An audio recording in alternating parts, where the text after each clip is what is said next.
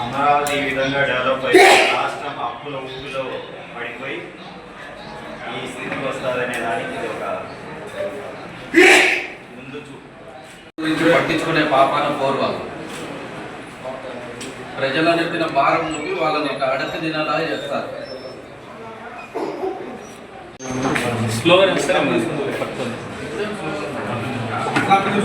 రాష్ట్రం అధోగతికి అప్పుల పాలైతే అధోగతికి వెళ్ళే మోడల్ని ఆంధ్ర ప్రజల యొక్క పరిస్థితి ఆంధ్ర రాజధాని అనడం కన్నా కుంభకోణానికి రాజధాని అనడం చాలా ఉత్తమం.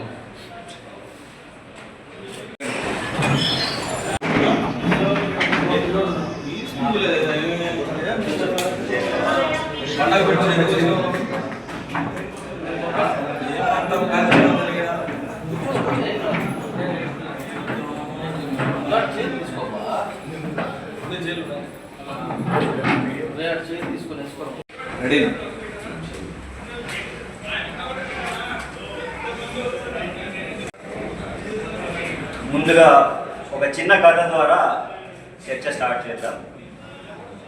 ఒక ఊర్లో ఒక పెద్ద జమీందారు ఉంటాడు. ఆ జమీందారికి బాగా గొప్పలు చెప్పుకోవడం ఇష్టం, పబ్లిసిటీ పిచ్చి, దాంతోపాటు ధన పిచ్చి, కుల పిచ్చి. ఇట్లా ఆ ఊర్లో ఆ జమీందారు పాలన సాగిస్తూ ఉంటాడు. అదే ఊర్లో తన కులానికే సంబంధించినటువంటి ఒక యువకుడు కుటుంబానికి దూరమై అనాథగా ఉండి ఉంటాడు. సో ఈయనగా ఆ యువకుడు కనిపిస్తాడు, మన కులపోడే, వీడికి ఒక లైఫ్ ఇద్దాం, దానివల్ల మనకు పేరు బాగుస్తుంది, మన పేరు కూడా చరిత్రలో గుర్తుపెట్టుకుంటారు అని చెప్పి ఊర్లో ప్రజలందరికీ ఒక హుకుం జారీ చేస్తాడు దండోర ద్వారా. ఏమని, ఈ పిల్లోడు చాలా తెలివైనవంతుడు, ప్రపంచంలోనే వీడికి ఉన్న నాలెడ్జ్ ఎవరికీ లేదు, వీడిని కూడా మనము సపోర్ట్ చేస్తే మన ఊరు బాగుపడుతుంది, మన కులము బాగుపడుతుంది అని చెప్పి ఊళ్ళో వాళ్ళందరినీ నమ్మబుచ్చుతాడు. నమ్మబుచ్చి అందరినీ ఆర్థిక సహాయం చేయవలసిందిగా ఊళ్ళో వాళ్ళందరినీ కోరుతాడు అన్నమాట. ఇంకా ఊళ్ళో వాళ్ళు కూడా అందరూ కొందరు నమ్ముతారు, కొందరు ఆలోచనలో పడతారు, కొందరు డైలమాలో ఉంటారు. కాకపోతే ఈయన ఏంటంటే హుకుం జారీ చేశాడు కదా, మళ్ళీ రెడ్ బుక్లో ఏడ పేరు రాసుకుంటారు అని ఊళ్ళో అందరికీ భయం.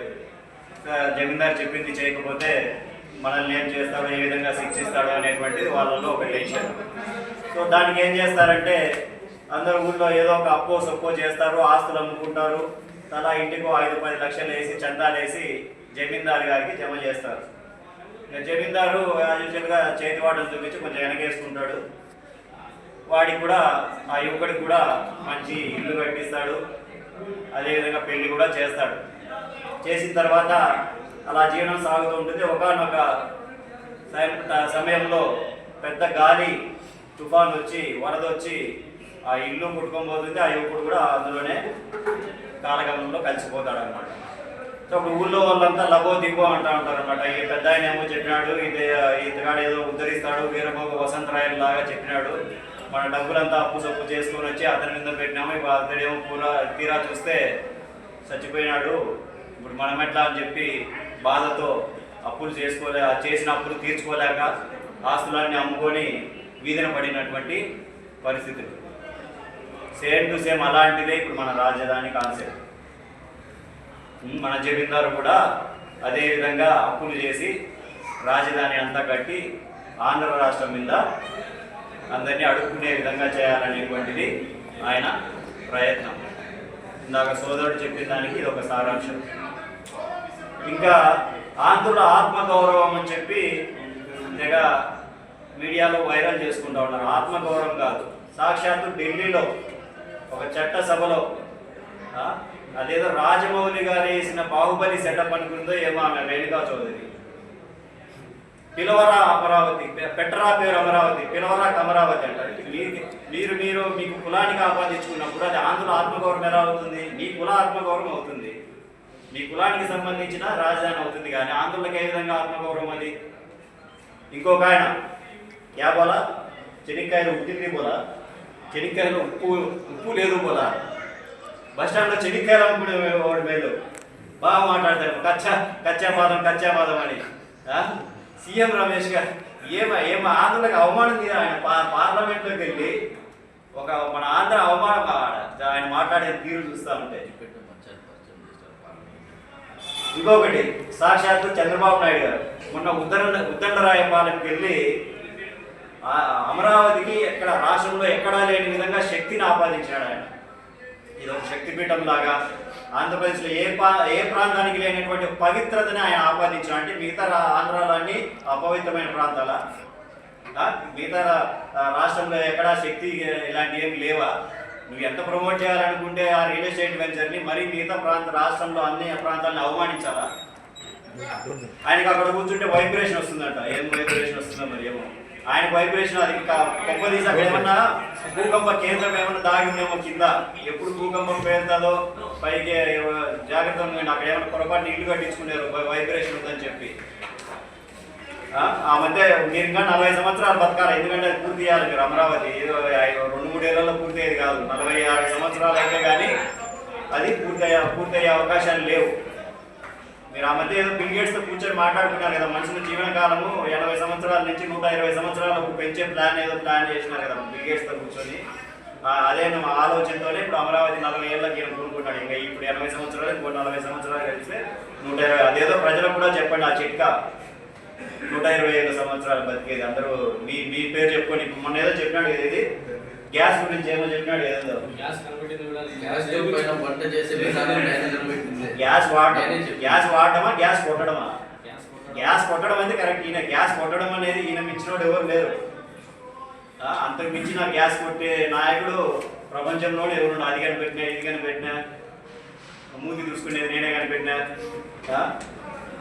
ఆ విధంగా వీళ్ళు చేస్తూ ఉన్నారు. ఇంకా మొన్న మన ప్రీతం నాయకుడు మాజీ ముఖ్యమంత్రి జగన్మోహన్ రెడ్డి గారు ప్రెస్ మీట్ ద్వారా ఒక మోడర్న్ వరల్డ్ డెవలప్మెంట్ మోడల్ని సూచించడం జరిగింది.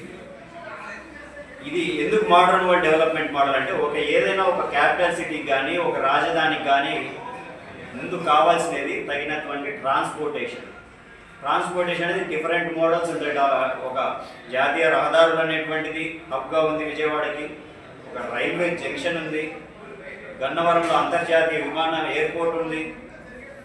అదేవిధంగా ఇక గుంటూరులో తీసుకునే సువిశాలమైనటువంటి రాజధాని ప్రాంతం 160 స్క్వేర్ కిలోమీటర్ల రాజధాని ప్రాంతం అక్కడ ఉంది. అగ్రికల్చర్ దేశంలోనే అగ్రికల్చర్ నెంబర్ 1 మార్కెట్. ఈ చిల్లీస్ కానీ దానికి సంబంధించినటువంటి అక్కడ గుంటూరులో ఉంది. అదేవిధంగా ఎడ్యుకేషనల్ హబ్ కానీ గవర్నెన్స్ కానీ తగినంత స్థలం గుంటూరులో ఉంది. ఇంకా విజయవాడలో దాని తర్వాత అదేవిధంగా జీవనది కృష్ణానది అనేటువంటిది. ఎందుకు జీవనది అంటే క్యాపిటల్ సిటీ కావాల్సినటువంటి త్రాగునీరు కానీ ఆ వ్యవసాయానికి సంబంధించినటువంటి వ్యవసాయ ఆధారిత నీరు కానీ తగినంత జీవనది కృష్ణానదిలో ఉంది. ఇంకా మచిలీపట్నం బందర్, ఒకప్పుడు ఈస్ట్ ఇండియా వాళ్ళే దాన్ని గుర్తించినారు. బందర్ పోర్టులు పెట్టి బ్రిటిష్ వాళ్ళు కానీ డచ్ వాళ్ళు కానీ వాళ్ళ వ్యాపార లావాదేవీలన్నీ ఎక్స్పోర్ట్స్ అన్నీ ఆ బందర్ పోర్టు ద్వారా జరిగేవి.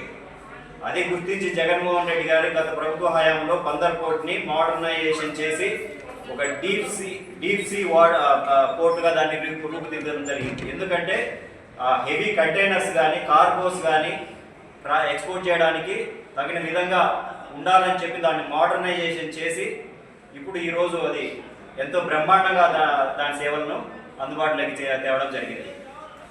ఒక రాష్ట్రంలో ఒక జీవనది ఉండడం, ఒక సముద్రం ఉండడం అనేటువంటిది ఒక క్యాపిటల్ సిటీకి ఎంతో అభివృద్ధికి సంబంధించిన మోడల్. ఎందుకంటే ఇది నేను ఏదో జగన్మోహన్ రెడ్డి గారు చెప్పినాడని చెప్పడం లేదు.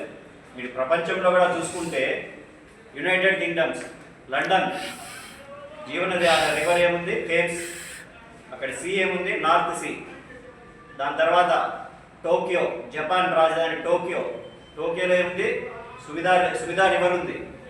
అదేవిధంగా టోక్యో బే ఉంది, సముద్రం ఉంది. నెక్స్ట్ ఆమ్స్టర్డామ్, నెదర్లాండ్స్ రాజధాని. ఆమ్స్టర్ రివర్ ఉంది. అదేవిధంగా నార్త్ సీ ఉంది. ఈజిప్ట్ రాజధాని కైరో, నైల్ రివర్ ఉంది, మెడిటేరియన్ సీ ఉంది. అదేవిధంగా ఇరాక్ రాజధాని బాగ్దాద్లో టైగ్రిస్ రివర్ ఉంది, పర్షియన్ గల్ఫ్ సీ ఉంది. అంటే ఒక రాజధానిలో ఒక జీవనది, ఒక సముద్రం ఉండడం అనేటువంటిది ఒక డెవలప్మెంట్కి ఒక మంచి సూచిక. అది దృష్టిలో పెట్టుకునే మన ప్రీతమ నాయకుడు జగన్మోహన్ రెడ్డి గారు చెప్పడం జరిగింది.